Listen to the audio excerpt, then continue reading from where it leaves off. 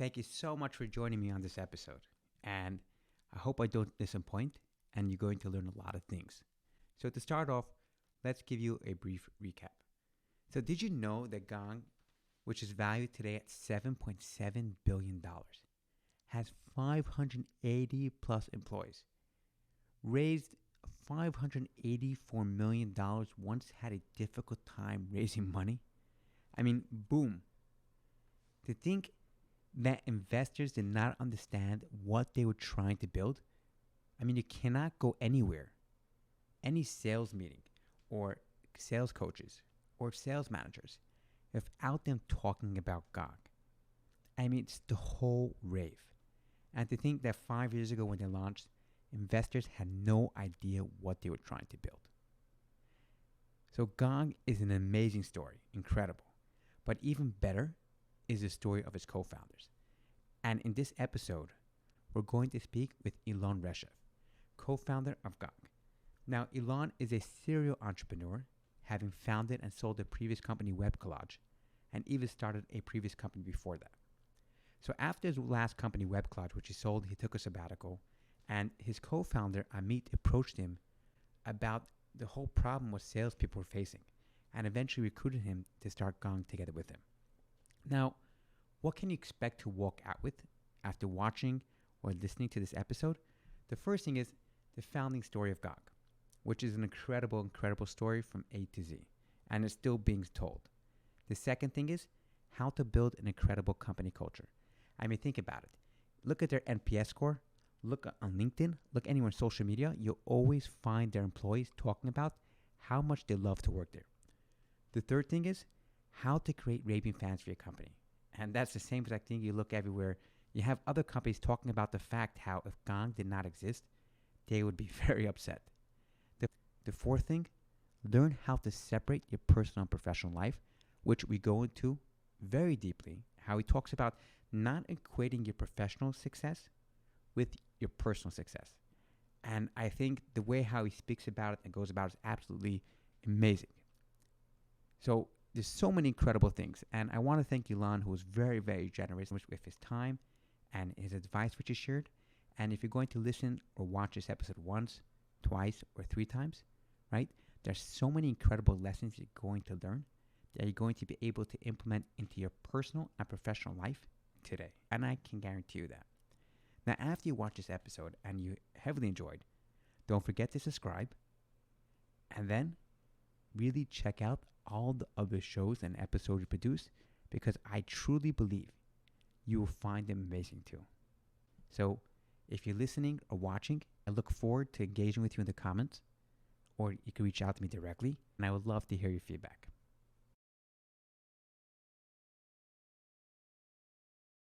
Hey everyone, I am super excited today to have with us a dear guest on Founder Stories. It's a true honor to have with us today one of the founders of a phenomenal company, which I'm sure all of you heard of by now, called GONG. But today it's not about the story of GONG. Today the story we're going to be sharing is about one of the co-founders of this incredible company, GONG.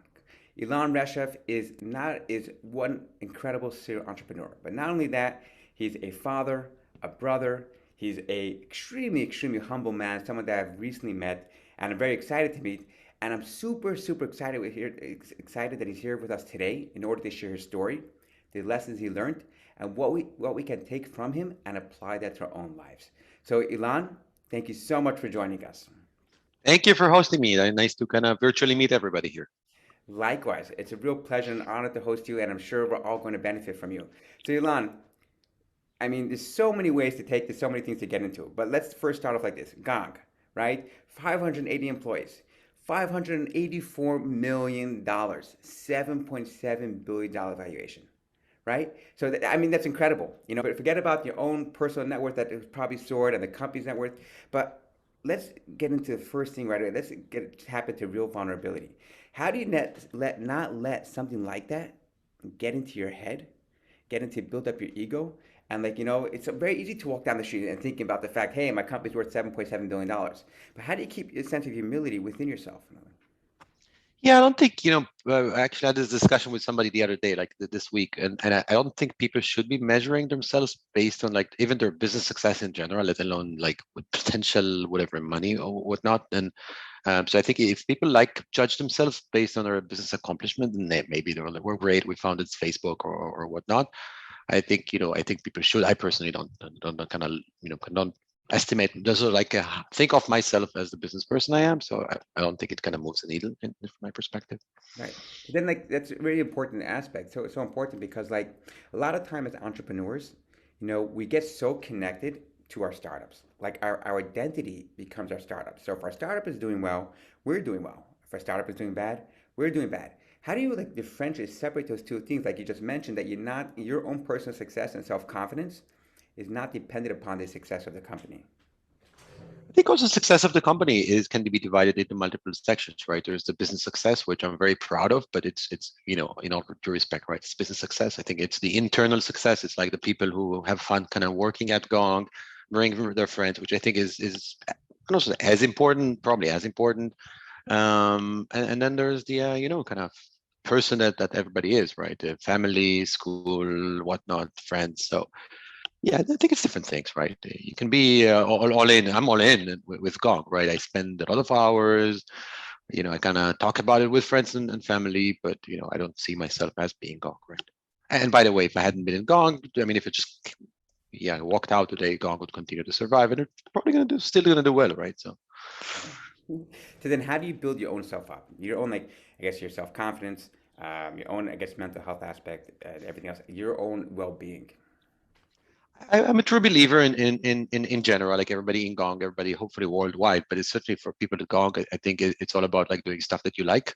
I think this is the sort of fundamental, the base, the level one. So I think if you come to work at the morning, 9 a.m., you kind of do stuff you like. You walk back whenever it is, 6 p.m., 5 p.m., 4 p.m., 9 p.m., whatever kind of however your day works, and you kind of go back and say, "Hey, well, I had a fun day at work. I kind of accomplished A, B, and C, which is kind of what I like to do. I interacted with fun people, had good business conversations, and good personal conversations."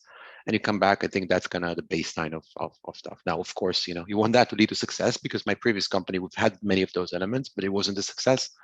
But I see the success as being sort of the a little bit of outcome, a bit of like a benefit, but not the foundation. I would not want to be in a successful company that sells gambling, for example, right? Just not, I would not have had fun. I would have not have founded this. I would have probably left it if it turned to be a gambling company. Amazing. So take it a whole different way and let's start all the way from the beginning of everything because before Gong, you had a previous company called Web Collage, which you also sold. And before Web Collage, you had the opportunity to work at other companies. And then obviously you lived in New York for a little bit. But let's start.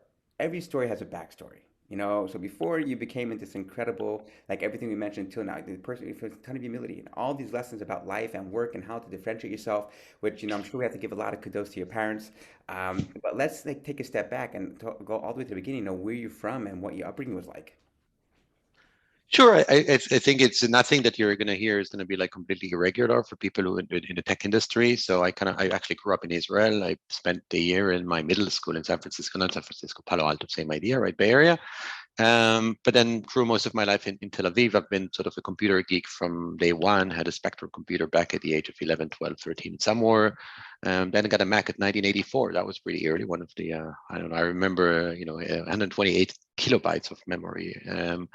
And then I was kind of doing a lot of like as like a kid I was doing a lot of like programming work, develop software, ended up selling software, which was kind of nice, doing it, making a living at the age of 16. Of course, didn't need the money per se to make it to sort of live, but I could afford to buy my own computer, right? That was nice.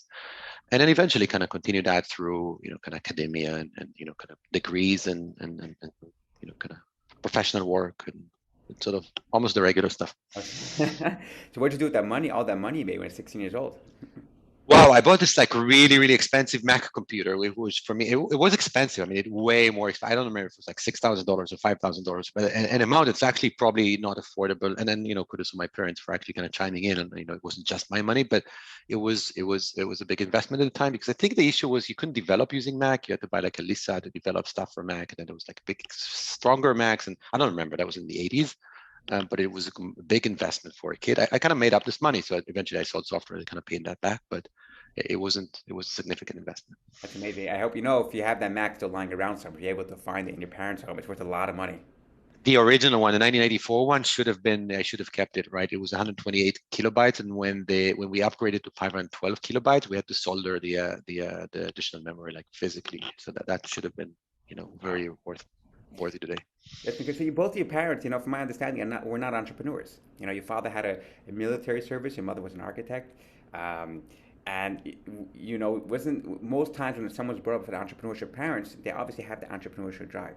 Where does I mean, you obviously mentioned that you started a business at 16 selling software. You probably also helped multiple tutored people how to use software. So software was part of almost in your DNA from a very young age. But an entrepreneurial drive is something totally else. Where did this come from? What do you think? Yeah, I don't think I have a big entrepreneurial drive. So I think it's going to sound funny because I've been sort of like entrepreneur for the last couple of decades and what. But I don't think I have a big entrepreneurial drive. Like when I started the previous company, it was like I was in a different company. It had lots of like people who kind of left it and started their own company. So it kind of seemed easy. So I'm like, yeah, let's give it a shot for a couple of years. And ended up being more than 10 years. And for this company, well, I've already done it once, so it's kind of like, yeah, I mean, it's fun. There's a benefit to it. There's a sense of, I think the sense comes from like you kind of control your destiny in a way, good or bad, and it's like almost nobody tells you what to do. So that's a benefit for people who don't like discipline. But otherwise, I don't like I'm like a big entrepreneurial person, as I see myself at least. I mean, after someone that's already sold a company and someone's already has a company that's doing incredibly well, to say you're not an entrepreneur person is real. Yeah, that's my subjective feeling. Of course, it's like somebody might say, "Hey, I mean, come on, you've been doing it for the last couple of decades." But there's many things that somebody that in a different life, I did not have to be an entrepreneur. It's not like I had to do it. After I took a sabbatical after my previous company, and I was interviewing for certain, kind of different positions, and I would have taken one had, this GONG opportunity not come up. Right, for sure. It's funny. I was speaking to another entrepreneur recently, and he was telling me the way he approaches entrepreneurship is that he looks at entrepreneurship itself as a career, right? So, and within that career, which is entrepreneurship, he'll start multiple different startups and experience different types of things over there.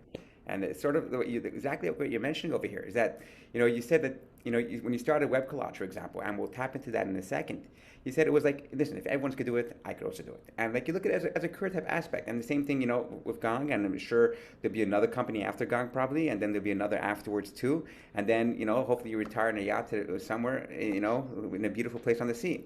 But let's go back to, I love what you mentioned, the fact that you had that thought process when you're starting your first company, like, let me just go ahead and try it. What's there to lose? Which we'll get into that in a second, but because one thing that came to my mind was your approach to failure. And your approach, like in having that mindset, like, what do I have to lose, is just so important. So I'm assuming that, and that mindset is probably carried along everywhere. So let's tap into that. Yeah, well, I think in many ways, I think one way to think about it is I think in the tech space, I think we're pretty fortunate in the sense that I think most of the people in the tech industry can kind of find a job quite easily, certainly these days, but that was true a couple of decades ago. If you're reasonably talented, I mean, if you're not like, just maybe entry level or the disastrous failure, right? So I think if you can afford it, like take a few months off, like, kind of employment work and give something a shot, it's kind of okay because you can always like go back to employment.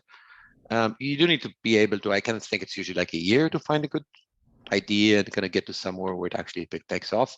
So I think you got to be ready to spend a year pretty much like not making money or making a little bit of money consulting kind of stuff. And then also kind of filling your day somehow, because that's not easy because, as an entrepreneur, before you get funding and team and full team and whatnot, I think you have to be very disciplined to not just sit and watch TV or Netflix or whatever. So.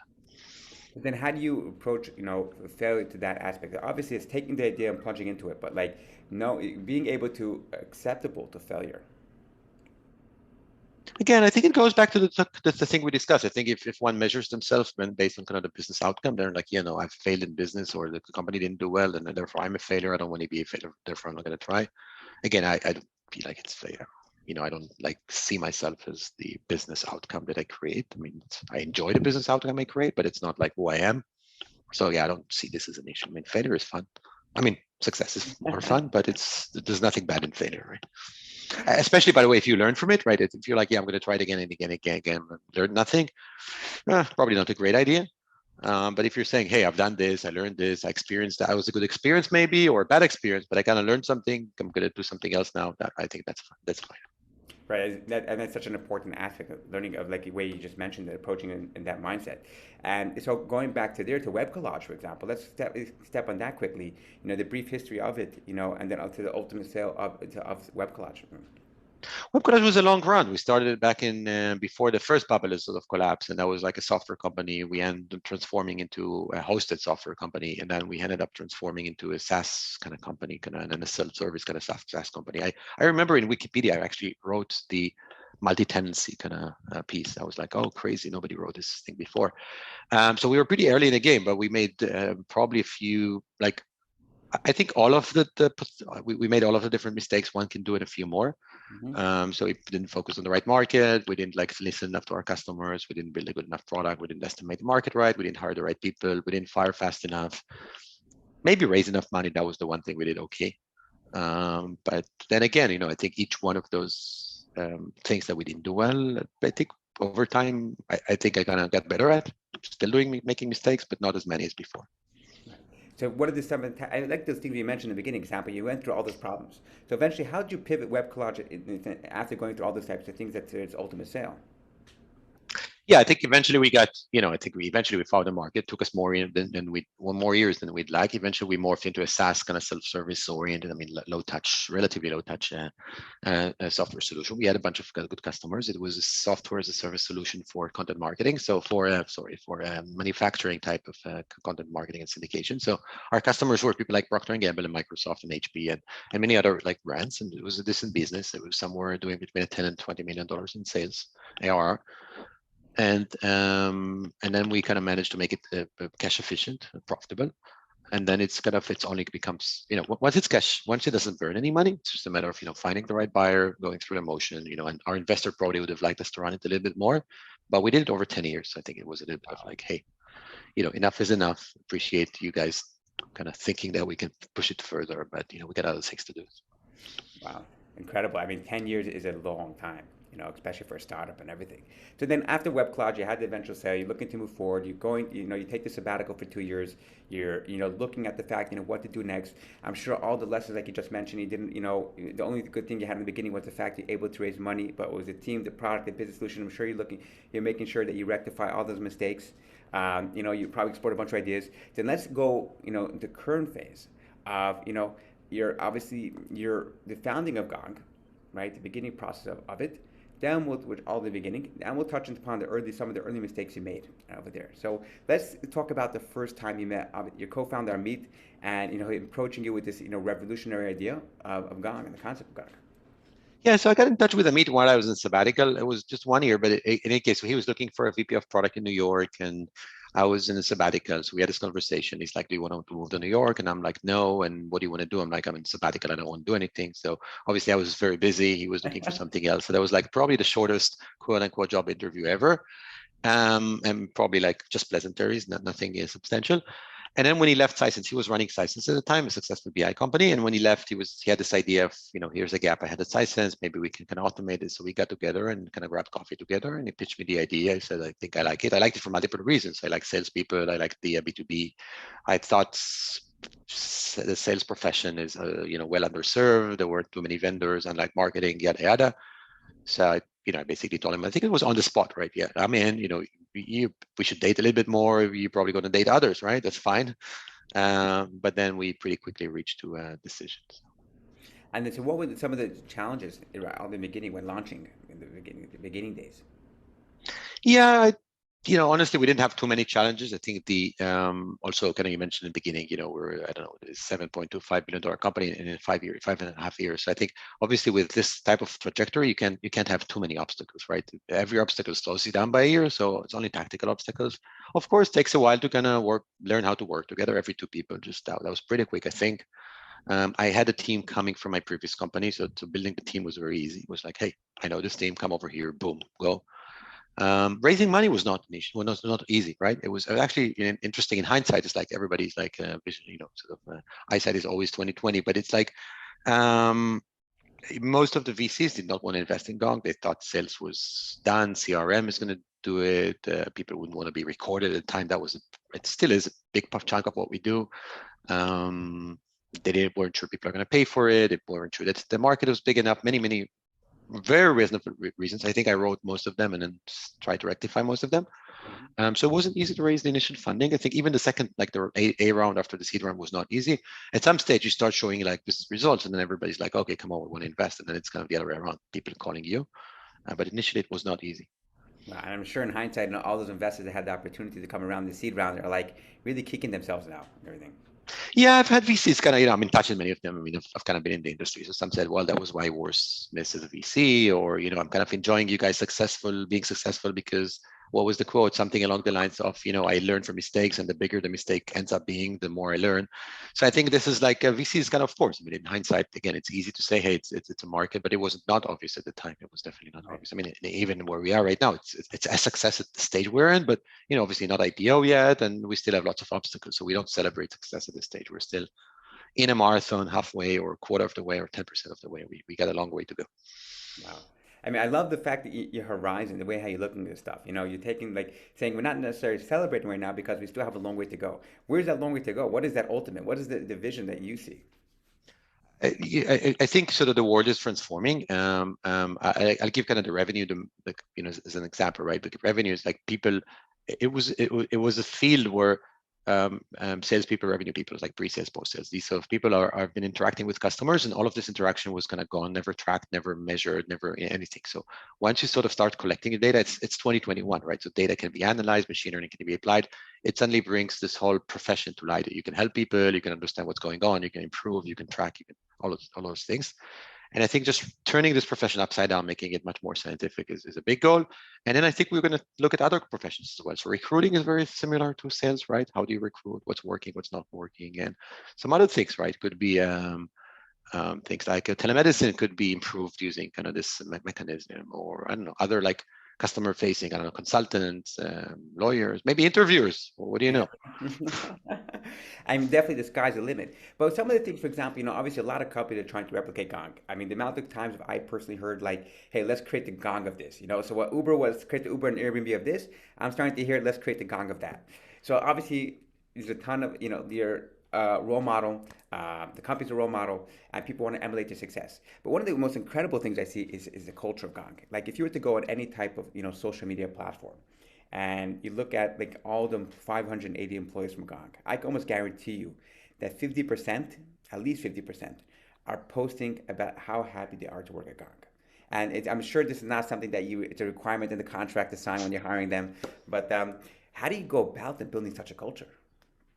It is actually a requirement in the contract. Um, no. So yeah, I think this is first of all, I think culture is super important to us, and we just completed what's called in the HR jargon like engagement survey. So we can ask the employees, what do you guys think? And like in Israel, where I am, so it's like I look at Israel more, and then look at the whole company. So 100% of the people said I'm going to recommend Gong to a friend to come work here. So 100% is a reasonable number. You can get much higher than that, right? I think it comes from multiple sources. I think firstly, as sort of founders and executive team, it's like you got to care about the people, about how they belong, about how they are, about their work. If you don't, nothing else is going to fix it. You can bring the best chief people officer or HR person, they're not going to change the atmosphere. And I think first of all, you got to care about their well-being, about their professional career, about how happy they are. And I think as you sort of apply this to the business or to how it's like you recruit people that kind of think the same way, and then it kind of boils down at the day-to-day level around empowering people and making sure that they have an impact. They're being heard. They have control over what they're doing. They don't just like, hey, do this, do this. They're like, okay, so this is a problem. Let's agree that this is a problem. You solve it. Come to me if you need some help. So I think it comes down a lot to the day-to-day work of most people, or relatively speaking, as much as you can, are giving like a lot of autonomy and freedom and kind of say in how the business operates. So then how do you scale that from a very, I'm sure it's changed tremendously from, small people, 10 people to 100 people. I mean, every 100 people, 50 people is a whole nother like conversation. How do you make sure that stays consistent along the way? So one way to do this is, first of all, there's no way to 100%, scale from 10 people, and you're not going to change. You're not going to be the same company, 10 people, 100 people, 1,000 people, 10,000 people. So that changes, right? We're not trying to keep the same company. I think what we're trying to keep is some of the good elements. And what we try to do when we're 50-ish people is create operating principles, which are on our kind of Gong.io website. And the way we kind of did those is we asked all of the people, what do you like about Gong? what do you think works well, right? It wasn't like, hey, this is what we aspire to be. We want to be pretty, young, forever, and rich. So it was, okay, here's the things that we operate that way, and we want to keep it. So we came up with things like, when I say we, it's like the whole company, right? So it came things like, hey, Raving Fans, we want customers to like us, not just like us, kind of really, really kind of love the offering that we have. Win as a team, we want to work as a team. Enjoy the ride is one, kind of many other things, things like challenge conventional wisdom. But in any case, you sort of try to sort of we came up with a type of operating principles. And that's really kind of the rhythm of how people operate. So when they come in, they see it beforehand, they get trained on it in the sense that like, hey, that's what you're getting when you're coming in. If that doesn't fit your style, if you're a sole ranger and you don't want to work as a team, I don't know that Gong's going to be a great place for you, right? So I think it's being transparent around this and kind of really making sure that this is the culture. Right. So then when you're hiring for somebody, so obviously I'm assuming you are measuring for culture. So first, how do you measure for culture? Also, what is the real ultimate gangster they look for? Is this talent that's undiscovered yet? Is it people looking for, they already have all the prerequisites? It depends on the role. I think at a high growth company, you always want to try a little bit ahead, right? So I'm hiring right now for a certain product manager role. And of course, I'd like to be that person who can kind of scale up, maybe be a team leader in a few years or in a few months, or certainly be leader of that category, because otherwise it's all like we're growing. So you always try a little bit to kind of recruit ahead in terms of just raw experience and quote unquote talent. I think from a culture perspective, yes, we kind of look at the people and kind of as part of the interview process. Can they communicate? Are they going to work as a team? Are they going to be are they going to think out of the box, which is kind of part of the operating principle? Are they do they have the energy to be kind of part of the team? Things that are soft skills, you can call them, but it's not skills, it's like behaviors. And we try to do the match. We're not always successful, right? People do leave us from time to time. So. Right. Like you mentioned before, eventually you're able to see Gong for everything. The Gong for like all other industries. You're able to see the Gong for recruiting also, and sense of measuring these type of stuff too. So then, let's like talk about. You mentioned one of the things, the biggest principle is raving fans, and like the same as that concept you have of your employees posting, you have everyone saying, "I cannot live with Gong." So if Gong were to shut down today, God forbid, I think you'll have a lot of complaints. But how do you create raving fans? Like, how do you create a place, a sense of, people are like so attached to the company, so attached to Gong's message, like, forget about the content they should that everyone reposts, but people, it's part of their daily lives. Like, you have the Credible app where people, instead of listening to music or a podcast, they're listening to Gong on their jog. How do you create such a thing? Like, I forget how you create such a thing. I mean, that's the most incredible thing possible. It's amazing. Like, Yeah, and I think it's part. I call it part luck and part kind of work. The part that is luck, it's not really luck, but it's like the part luck is you got, first of all, you got to have a product that actually adds a lot of value, right? So if I were to sell shoes, it's going to be very hard to have raving fans around shoes just because, people don't like, they got many options for shoes and, shoes are shoes, right? So you got to have a differentiated product that has a lot of value and therefore people are like, at least kind of moves the needle in their lives, professional lives or private lives or whatnot. I think as a company, you want to accelerate this and push this further. So it's anywhere from just an understanding of every single employee in Gong. We are here to serve the customer. And that means anywhere we're not going to sell to customers who are going to be a poor match. Just like, hey, we're going to be upfront with them and tell them, hey, I don't think you're going to get the benefit. Like, so this is something we're willing to give up. Like we had a customer recently who bought Gong and for some security reason couldn't use it. And they were like, oh, what have we done? Like, hey, you're not going to pay us until we get this security thing to work in the way you need it. No, don't worry about it. We're not in the business of selling vaporware, right? So that was obvious to us. It wasn't obvious to them. It was obvious to us. And then it goes all the way down to the sort of the product engineering organization where the team that I manage is like product managers, right? Mostly and product designers. They are very, very focused on let's listen to customers, let's find design partners, let's build a product in a way that's going to be very, very tuned to the customer's needs because they don't measure themselves on, traffic and keys, like, kind of like maybe, I don't know what it is, like a percentage of people clicking on something or even sales, like, yeah, maybe they bought it, they don't use it. They kind of look and really, really try to sort of come up with a North Star that is, raving fans. Somebody saying, hey, if you took this away, I'd be kind of annoyed, right? So we have a pop-up survey in a product and you heard it we build. It's like, how do you react if we took this thing away? And many people say I'm very disappointed, but there's like a comments area and we get comments like, WTF, right? Like, we're not going to take that part away, but it's a way for us to measure that people actually really, really need it. So. right. Wow. And that's absolutely amazing. And like I like the fact you said the way how you guys go about building product. That's like with the customer's input. Most people say, hey, let's do the whole UX or all types of feedbacks and surveys to see what do they want. But you're actually going about and building stuff that only that we requested, and that's amazing.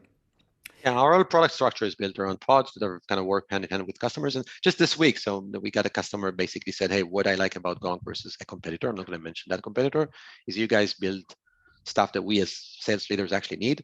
And that competitor kind of builds stuff that their product team thinks we need. And that was a customer quote. It was a nice thing, right? It's like, it's a testimonial to us, kind of at least kind of trying to do our job right. But it's funny because even though you and me, we're not salespeople ever. You know, Amit did drive sales organizations. I mean, he was CEO and he was CMO, so kind of driving and working closely with a lot of the sales organizations. I was also when I was in New York and even afterwards as a founder, you work very, very closely with sales. So I wasn't signed on any deals, but there were deals that I would practically sold myself with, a little bit of help from sales team, just as in my founder hat versus my kind of product or engineering hat. right? That's incredible there. So then, what is if you're able to look back right now, and what are some of the pivotal moments in your career, the people that uplifted you, or the encounters that you never anticipated, there's left field types of things that have been able to uplift you to guide you and things around there. Yeah, I don't know if there's unexpected. I think what I try to do, and I think I've done well, is kind of learn from the people around me. So I've had the opportunity of, my first career after in Israel, you have to do like a 3-year military service. So after kind of graduating, so to speak, I went to a company that was the first Israeli company, software company to go public called Magic. And one of the founders was I worked very closely with him. And I think probably to date, he was probably one of the best product designers in like software product designers. The product was immensely successful at the time, kind of didn't go anywhere since because the company wasn't executing that well. But kind of learned from him, what does it mean to design a software product? And then I kind of did the other thing, and I learned from like a great product manager, what is it to be a product manager? And then for a great product marketer, what is it to be a great product marketer? And et cetera, et cetera. And you're working closely with salespeople. It's like, what does it take to be a phenomenal executive? Sort of like, strategic account executive. So not that I'm an expert in each one of those. So there's better salespeople than me and better engineers than me and everything. But still sort of like consuming this information, being maybe an A minus or a B plus or sometimes an A player in each one of the domains is really helpful in the beginning, because in a startup you're going to wear multiple hats at least in the beginning. Yeah. So for sure, then, so what advice do you give to people like, for example, first of all, we'll start off with entrepreneurs, to new entrepreneurs just starting out, because I'm sure plenty of people probably try to ask you for advice or get the advice and everything. Well, first time entrepreneurs, my first advice is always start with a second company. It's much, much easier. I can tell you from experience, way, way simpler. So if you can follow that advice, that would be like, this is awesome. But more seriously, I think learning is sort of a key thing. The way my methodology for learning is, and learning is not just like, hey, learn to be a marketer. It's also learn about your own business through others. It's like, talk to a lot of people. And the way I do it is like, when we started Gong, right? So it's like, hey, we got to do speech to text. What does that mean? Or not just technology, right? So what does it mean to provide people with insights? So we met numerous people, and you meet the first person, and they're saying, "Hey, you got to do this," and you don't even understand the terminology they're talking about. Well, you got to do recall and precision. It's like, oh, what does that mean? And then with a certain second person, it's like, okay, ASR now becomes ASR, automatic speech recognition. Now it becomes like something you understand, and you move on and on and on. At some stage, you see a decay, right? It's like, well, now I get 80% of the stuff, and now I don't learn anymore. By the time you didn't learn much, then it's like sort of all you can know within your capabilities around a certain space. And I think it's true for most of the stuff you do. If I wanted to sort of be a CFO today, which I don't, by the way, so I'd probably go and like interview a bunch of like CFOs or FP&A people, others, and gradually learn what the role is until at some stage I'd understand what the role is. Of course, I would not be good in that job because I lack fundamental understanding, but at least kind of be dangerous enough so I can understand what's going on in that space. So that's kind of one of my kind of repeatable things that I do, not just even today with new domains. Like, okay, make sure you spend enough cycles to understand it and become reasonably good at it so you can make reasonable decisions. Right. So then, what are those outside interests of yours? Outside like Gong or outside? Yeah, outside Gang. Oh, well, many, but I'm a geek. So, I mean, a lot of my interests are kind of related to sort of the domain. So my degree is in computer science. So I still take courses in university around computer science, machine learning, things that are not necessarily directly in my day to day. So I do product management. I just took a course in natural language processing, right? It's nice. I didn't like I didn't like finish the test or anything. I didn't like take the exam, but I kind of did attend all of the talks. And there's many other things. I kind of I got kids, so I gotta make food, and I watch soccer, and there's tons of things you do with. I like to travel. Pre-COVID, we would travel a lot. Now it's like we gotta hit the restart button, and we'll see. So then, like, mental health being the talk that it is today, and over the past few years, it's been, given more attention than it was previously. It's something that our the younger generation is something that they talk about openly and is coming more and more. And obviously, the workforce is starting to adapt it and be more open about it. What is your mental health regimen, if you have any, and how do you deal with mental health? Especially, you work who knows how many hours a day and how many hours a week, and forget about the even work part, even your personal life, like you mentioned, it's two separate things. But how do you deal with mental health? Yeah. I could jokingly say, what's wrong about not being healthy mentally, right? Not there's forced problems to have, right? But more seriously, so I think the assumption is probably inaccurate. I don't work that hard. I work hard, but I don't like kill myself. I look at like startups as a marathon, not as a sprint. So you cannot run a marathon at a sprint level. So I kind of work hard, but I don't kill myself. I take days off. Today my evening is off. Or, I'm not killing myself. I also believe in there's certain like productivity cheat sheets. Like I read this book called Getting Things Done. I think Dave Allen book. And one of the things he kind of preaches, and there's other ways to do it. It's like, just order all of the things you got to do. There's a task list and just prioritize them.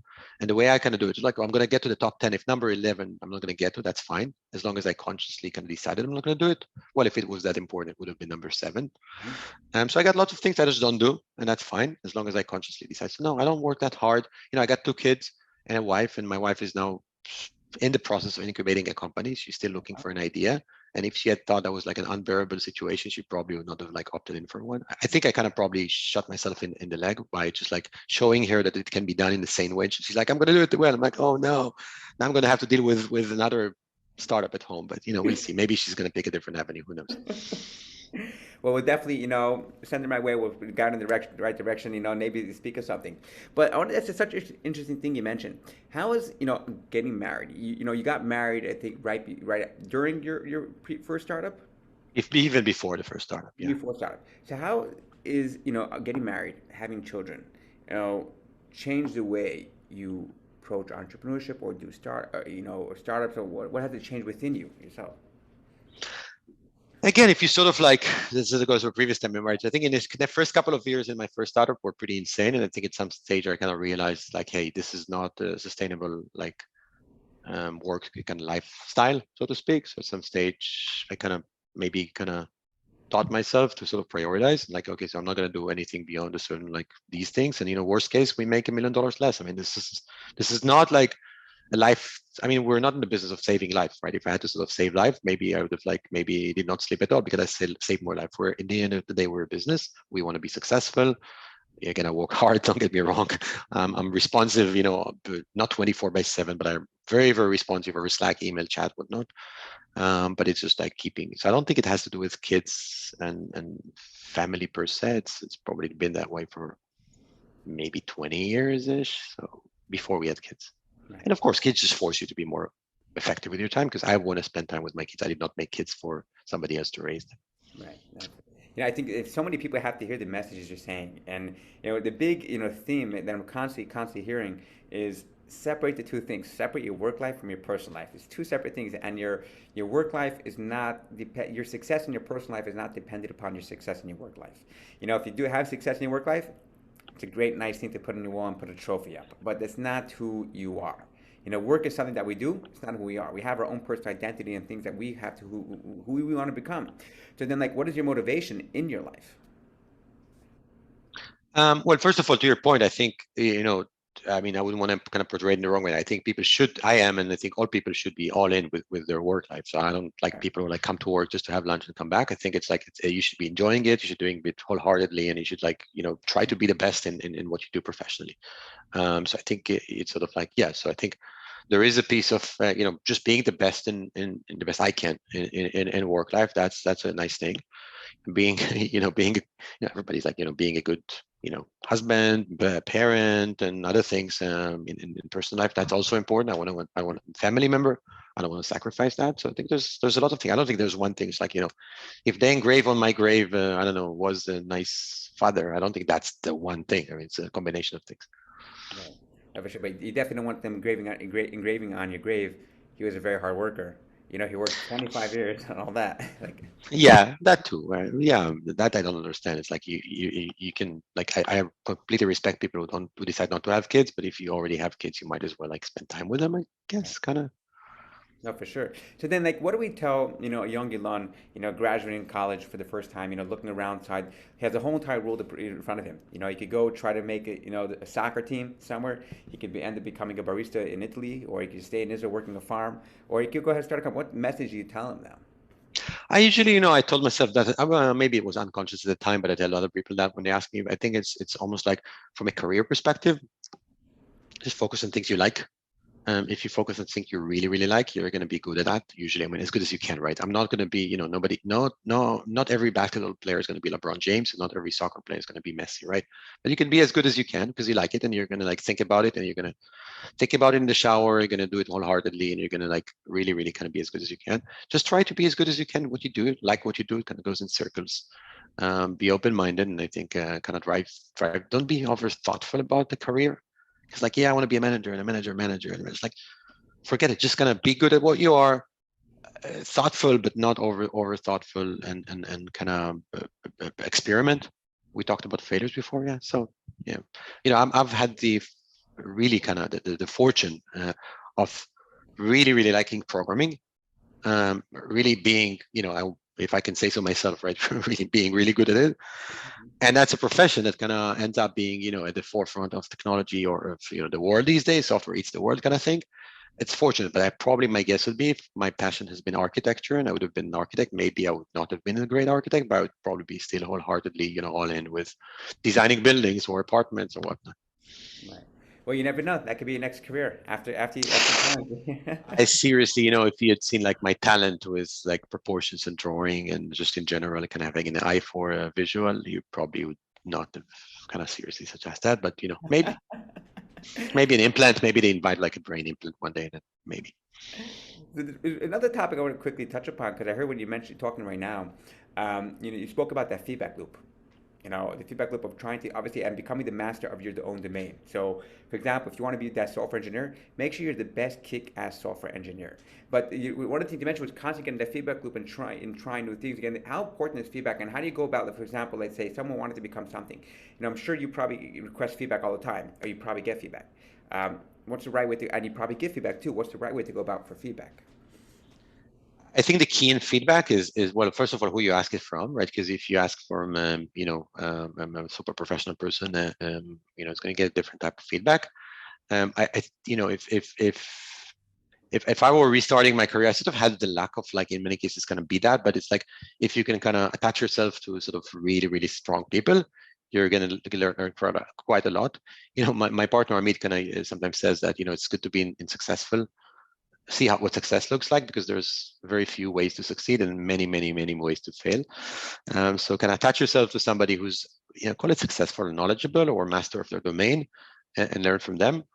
I hope that many of the managers at Gong are like good experts, and I want to hope, at least they're telling me, or I hope that if we bring like a junior developer or somebody else out of school, they get good feedback and good coaching, and so I think it's mostly like the finding the person who can coach you in the right direction versus just give you vague advice or wrong advice. Right. Has Gong got involved yet in coaching? What's next? Sorry again. We have to use it, create the Gong product for coaching. That could be the next thing also. We are sales coaching, by the way. Gong is used a lot for sales coaching. So like managers giving feedback to employees is one of the top use cases in Gong. Onboarding, same ideas like coaching. We don't use it so much for engineering coaching because that's mostly like code oriented. But yeah, at Gong we record all of the internal calls, so we coach people based on like what I could go to a team meeting and coach somebody who's like, hey, you should have said that versus that, or maybe you could think about rephrasing stuff and whatnot. So yeah, absolutely. Having evidence of something that happens is like so powerful for self-improvement. I know One sure. of the feedbacks we get from people, users of Gong, is like, I hate my own voice. I listen to my call and I like, I don't want to hear myself. But this is a ridiculous way of kind of getting better. But it's like just listening to yourself or listening to others is going to give you tons of visibility into what's good look like. 100%. The very big thing is like a lot of times we think we're better than we actually are, and then we think we're worse than we actually are. Most times we're just in the middle ground. And having that type of feedback loop, like listening to the sales calls, and it could be even anything, even a conversation with a friend, but being able to really get that feedback also because our minds play tricks on us on what we actually said and what we actually do. We think one thing and we look, and then we're like, wait, here's the evidence. I said something totally different. So important. But Elon, first of all, I want to thank you. I mean, I have learned a tremendous amount out of this conversation over here. And there's no doubt in my mind that multiple people are going to learn multiple things, tips about it too. Um, Everything from, one of the biggest things I'm taking away is that, yes, work hard. When you're working, if you have a 9 to 5, become the best 9 to 5er. If you're building a startup, become the master of your domain. Own that startup. Own it to the fullest extent. But remember, once that's over, you're going here to your home life, whatever it is, separate it. Two separate things. You're not, you don't equate your success upon over here. Other things also, for example, when you're starting to build out, focus on the second startup, forget about the first, right? But no, when you're focusing on the startup, make sure first of all to build a few components of it. The Raving Fans is going to be the biggest thing concept for you to get out there more, to take it to the next level. The same exact thing with the culture aspect, hiring for the right people. And there's multiple other different types of lessons that we learned over here. So, and I am personally rooting for Gong's success, and I know it's going to go to Yeah. multiple levels. I know yourself, you're going to go to multiple different levels, and you're constantly going to help and educate the multiple people. So I want to thank you so much. Thank you for hosting me. It was a fun conversation. So glad we kind of had a chance to talk this morning. Likewise, and we'll definitely have to have another one and everything. Sure, by all means. Thank you.